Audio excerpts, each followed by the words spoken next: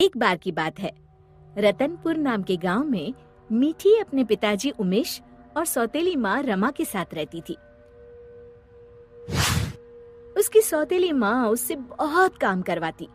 मीठी, कुएं से पानी लेकर आओ। हाँ माँ, अभी लाती हूँ। रास्ते में धूप से बचने के लिए वो एक लीची के पेड़ के नीचे खड़ी हो गई। तभी उसका ध्यान लीची के पेड़ की तरफ गया। लगता है इसको पानी की जरूरत है। मैं आज इसमें थोड़ा पानी जरूर डालूंगी।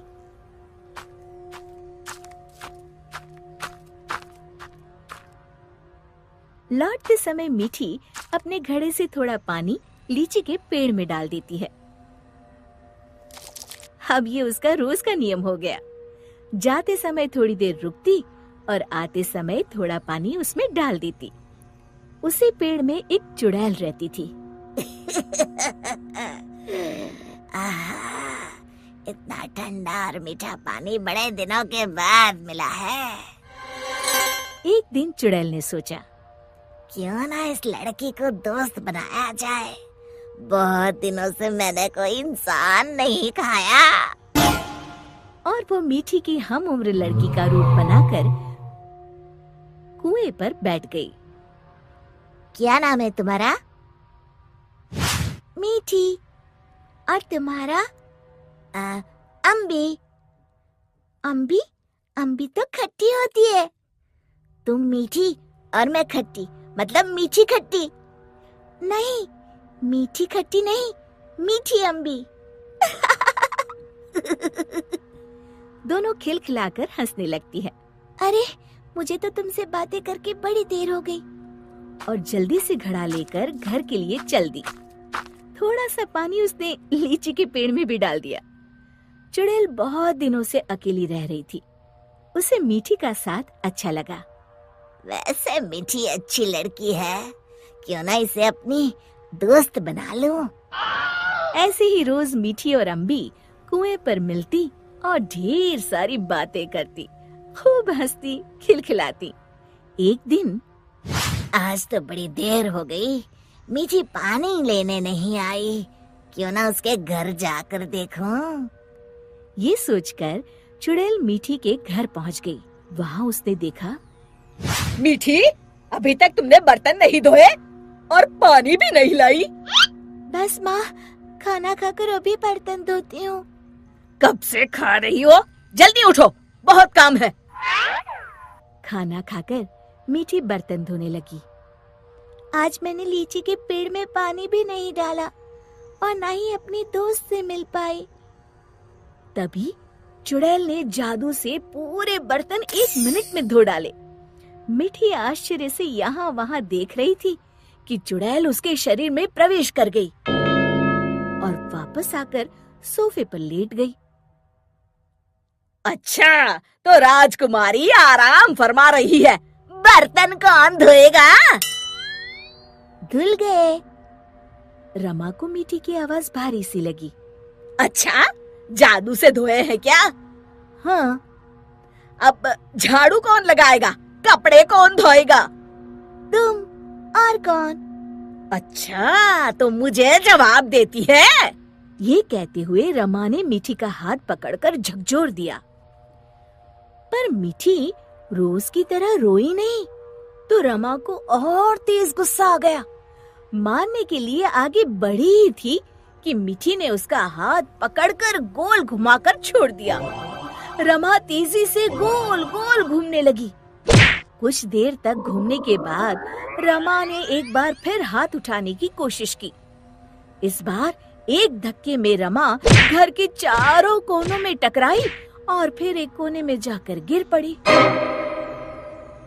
अब जाकर कपड़े धो। जाती हूँ। वो आराम से सोफे पर लेटकर टीवी देखने लगती है। थोड़ी देर बाद रमा कपड़े धोकर कमरे में आई। जाओ, जाकर झाड़ू पोछा करो।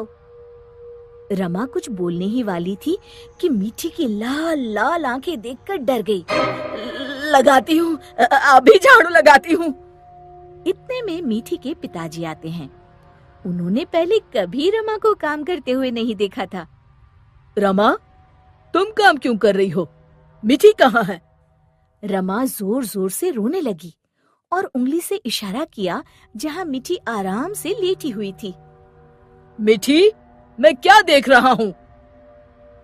मीठी के पिताजी उसका हाथ पकड़कर उसे उठाते हैं, पर मीठी को देखकर बुरी तरह डर जाते हैं और पीछे हट जाते हैं। ये देखकर मीठी के शरीर में घुसी चुड़ैल जोर जोर से हंसती है।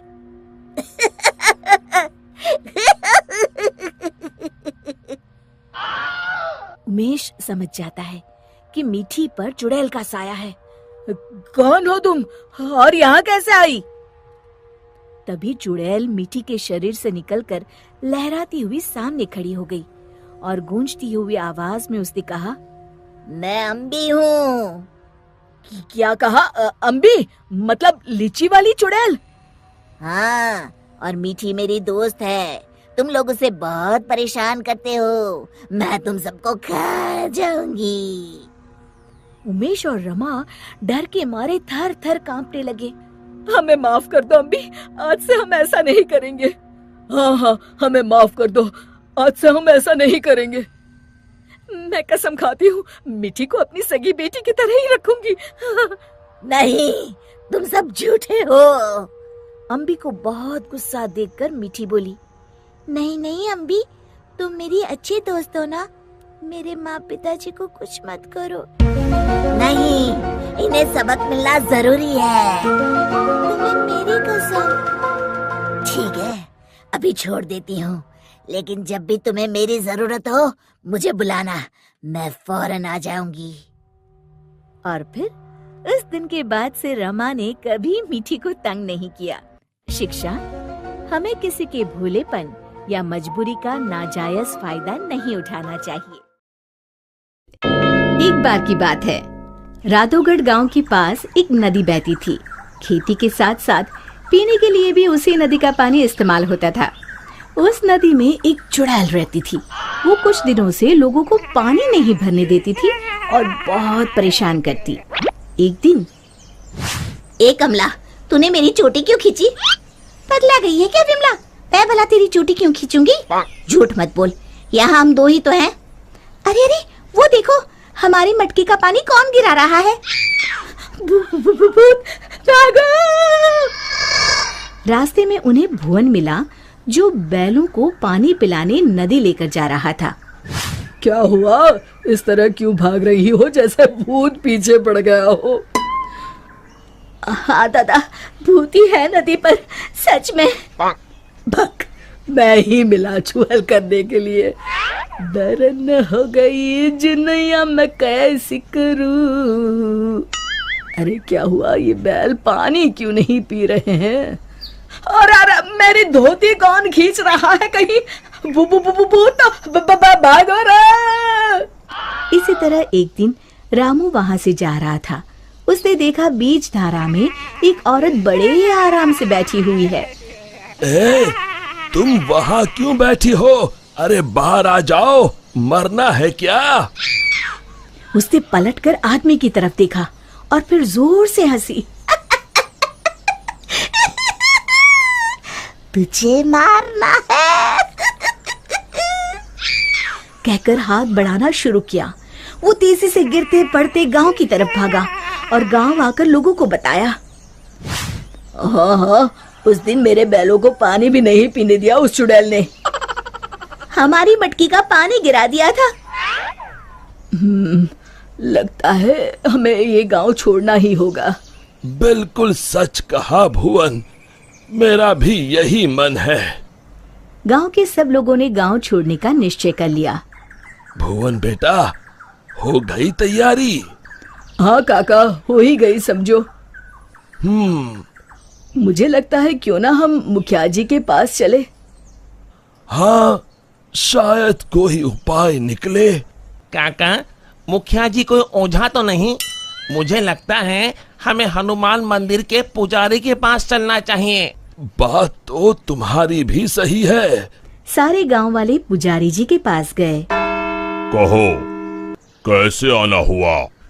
हाँ पंडित जी, हम नदी वाली चुड़ैल के आतंक से परेशान हैं। आए दिन उसका आतंक बढ़ता ही जा रहा है। मुझे तो लगता है हम सबको भी गांव छोड़कर भागना पड़ेगा।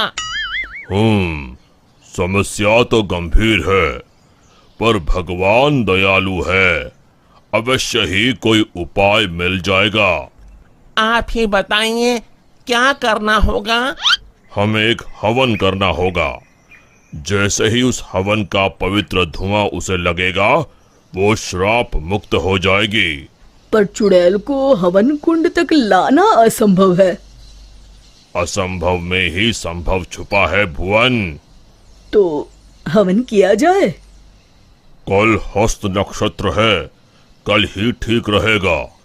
ठीक है पंडित जी। आप लोग इस सामग्री की व्यवस्था कर लीजिए, मैं ब्रह्म मुहूर्त में वहां पहुंच जाऊंगा। हम सब भी पहुंच जाएंगे। हवन कुंड तैयार है, मैं जल लेकर आता हूँ नदी से। किसकी मौत आई है जो मुझे सोते ही जगाने चला आया? चुड़ैल जी, आप सोइए, मैं तो पूजा के लिए जल लेने आया हूँ। ये नदी मेरी है, इसका पानी भी मेरा, समझे? और हाँ, अपनी अकल को प्रसाद के जैसे बांटना बंद करो, समझे? पर क्यों चुड़ैल जी? क्योंकि मैंने ऐसे कहा। अब चुप, एकदम चुप। चुड़ैल जी, क्यों ना एक शर्त लगाई जाए, जो हारेगा उसे दूसरे की बात माननी पड़ेगी। बोलो, मंजूर है? तुम साधारण गांव वाले मुझ जैसी ताकतवर चुड़ैल से शर्त लगाओगे?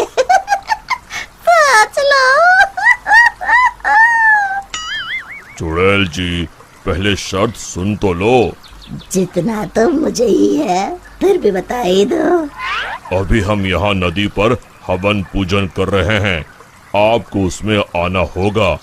उसके बाद हम सब गांव छोड़कर चले जाएंगे। और नहीं आई तो ऐसे ही रोज तुम्हारी नींद में खलल डालेंगे। ठीक है, पर मेरी एक शर्त है, मुझे कोई मंत्र सुनाई नहीं देना चाहिए।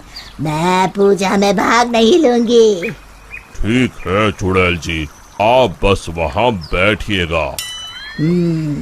चलो। गांव वाले चुड़ैल को देखकर डर गए, पर पुजारी जी ने इशारा किया तो वो शांत होकर बैठ गए। जैसे ही पंडित जी ने आखिरी आहुति आग में डाली और धुआं चुड़ैल की तरफ गया, वो जलने लगी और जोर जोर से चीखने लगी। बचाओ, मैं जल रही हूँ, बचाओ, कोई बचाओ, मैं सबको खा जाऊंगी, किसी को नहीं छोड़ूंगी, बचाओ। धीरे धीरे उसकी आवाज शांत हो गई। सब लोग सोच रहे थे कि चुड़ैल जलकर राख हो जाएगी, पर ये क्या? उस डरावनी चुड़ैल की जगह पर एक खूबसूरत परी खड़ी थी। वो मुस्कुराते हुए बोली, मैं एक परी हूँ। एक शाप के कारण मुझे चुड़ैल बनना पड़ा। आज आपके कारण मैं शाप मुक्त हो गई हूँ। अब मैं परी लोग जाऊंगी। उससे पहले एक वरदान देना चाहती हूँ। मांगो, क्या मांगते हो? अगर कुछ देना है तो ऐसा वरदान दो कि इस नदी का पानी कभी न सूखे। तथास्तु कहकर परी उड़ गई। फिर सब खुशी खुशी रहने लगे। शिक्षा, समस्या की जड़ तक पहुंचे बिना हार नहीं मानना चाहिए। बहुत समय पहले की बात है।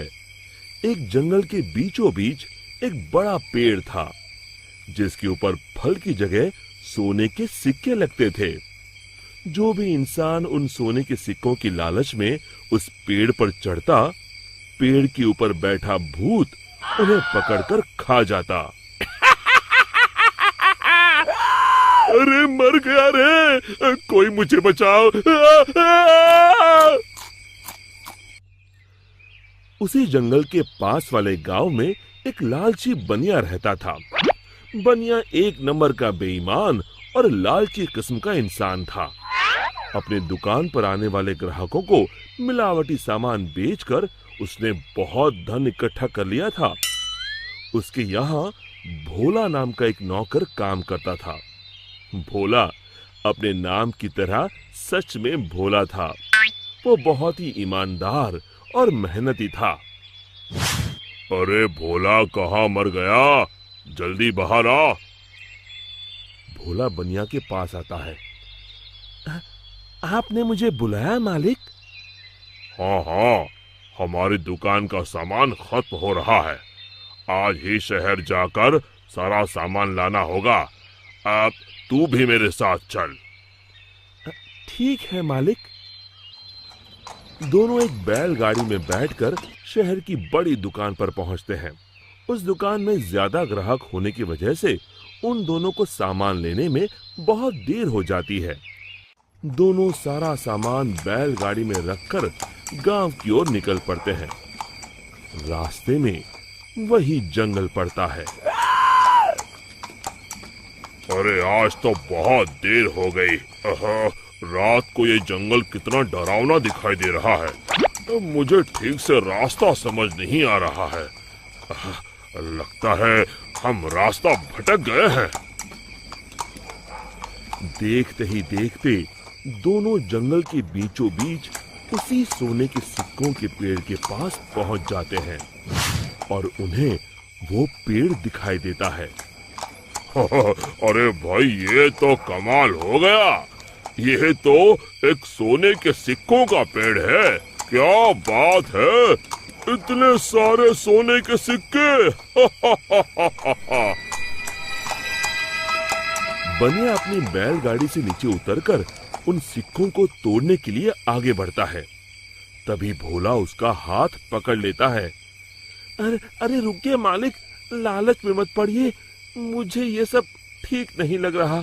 हाँ, जरूर कुछ गड़बड़ है।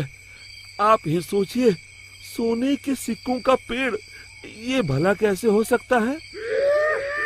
अरे भोला, तू तो सच में भोला है। पेड़ पर लगे इतने सारे सोने के सिक्के तुझे दिखाई नहीं दे रहे?